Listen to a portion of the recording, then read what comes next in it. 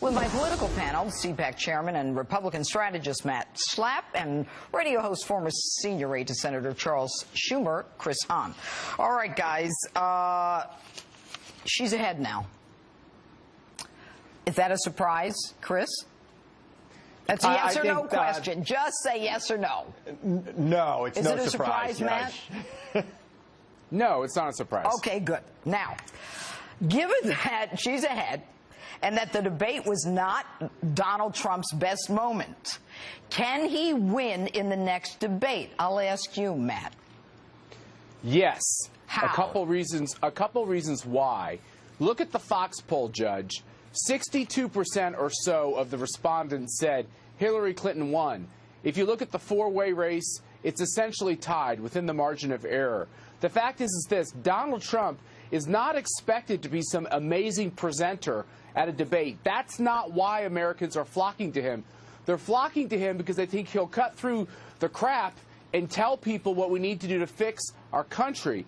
And they know sometimes when he does that, he can be off-message and offensive and strident.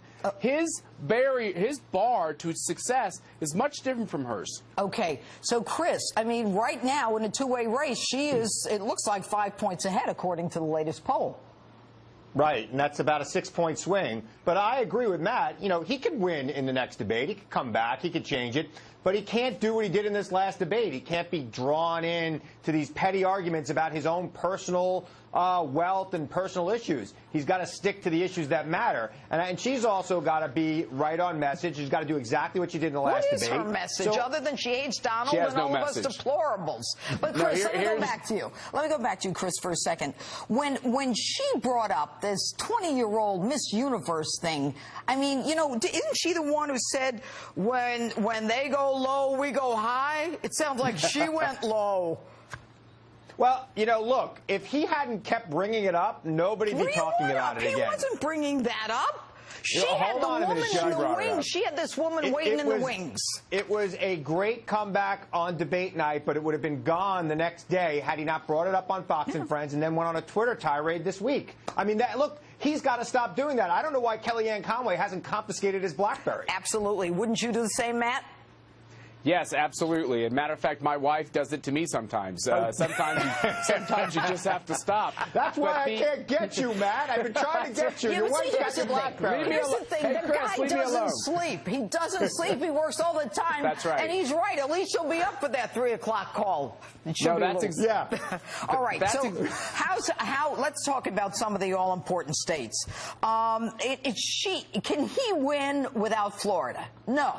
No, he has to win Florida. He has to win Ohio. And Virginia's a little tougher state for him, Judge, because for so much of Virginia's economy around the Washington, D.C. area is, guess what? Government. And he's taken on those insiders. I still think he has a chance to win in Virginia because actually Tim Kaine's a pretty lackluster candidate and won't have much effect there. But, you know, he's going to have to probably win. He's probably going to have to win another state like a Pennsylvania or a Michigan or Maine. I'm looking at the polls today from Pennsylvania, and it shows Clinton 45, Trump 38. That ain't so good. Chris? That's going to tighten. No, it's not so good. You know, look, Pennsylvania has been this white elephant for the Republican Party for the last 6 elections. It's probably not going to happen. Florida, he's got two big problems in Florida. What? First, there's an influx of new Puerto Rican voters who live on the I-4 corridor who are still upset about things that happened in Puerto Rico that might carry over here. Second, this story about him spending money in Cuba that emerged this week is going to probably play in the next that was dismissed even by them. Go ahead, Matt. You know, I'm married to a Cuban American. My father-in-law spent 6 years as a political prisoner in Castro's jail. Hillary Clinton is the architect of the Obama policy to appease the Castros. They want to open up full relations with them. She has no firm ground to stand on if she's going to attack Donald Trump. And he said the story was false. Matt, I'm not saying they're going to vote for her, but if they don't come out and vote for him, if they don't come out and vote for him, and this story might dissuade them from doing that, there's no way he could win Florida. You know what, guys? Not going to happen. You guys, now that you say that, only 39% of those polled say that enthusiasm motivates them. Most of them are people are going out to vote against the other candidate. Yeah, this yes, is one of those elections. This is going to be one of those elections where, you know, people are motivated against the the person they're voting against, and that's unfortunate.